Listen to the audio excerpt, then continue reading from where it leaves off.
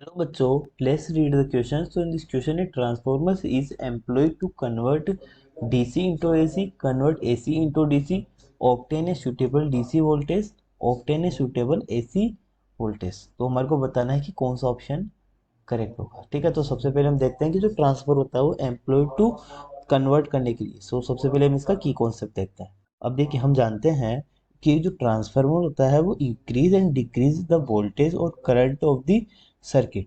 ठीक है, ट्रांसफार्मर एक डिवाइस होती है जो कि increase and decrease the voltage और current of a circuit. And और ये हम ये भी जानते हैं कि it gives as the output, और ये आउटपुट भी देता है। It works on principle of, जो हमारा ट्रांसफार्मर होता है इसका प्रिंसिपल क्या होता है, working the principle of magnetic induction and Faraday's law. Magnetic induction and Faraday's law, and it's only work on the current. So we use the formula EMF is equals to, for the Faraday's law, EMF is equals to minus m d phi divided by dt। ठीक है, यानी कि अगर हम बात करें transformer की, तो मैग्नेटिक इंडक्शन और फैराडेस लॉ के ऊपर वर्क करता है।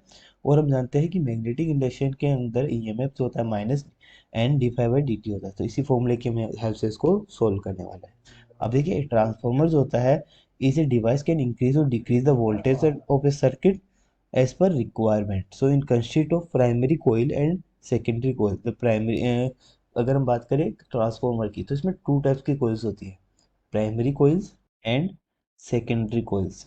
ठीक है, primary coils and secondary coils होती है हमारे पास। द प्राइमरी कोइल्स जो होती है हमारी act as a input.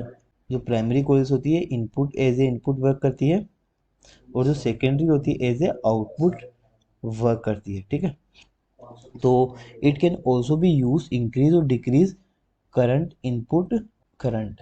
So we can say that the transformer work on the principle of magnetic induction, and therefore an alternating current is required in a transformer. यानी कि alternating current, AC current हमारे को requirement होती है इन ए transformer. ठीक है, अब transformer क्या करेगा, which means that the transformer only work with AC source. जो ट्रांसफॉर्मर होता है सिर्फ ओनली एसी सोर्स पर वर्क करता है। ठीक है, and output is also AC output. ठीक है, यहाँ अगर हम बात करें ट्रांसफॉर्मर की, तो इनपुट जो होता है वो हमारा एसी करंट होता है, और जो आउटपुट होता है वो भी हमारा एसी करंट होता है।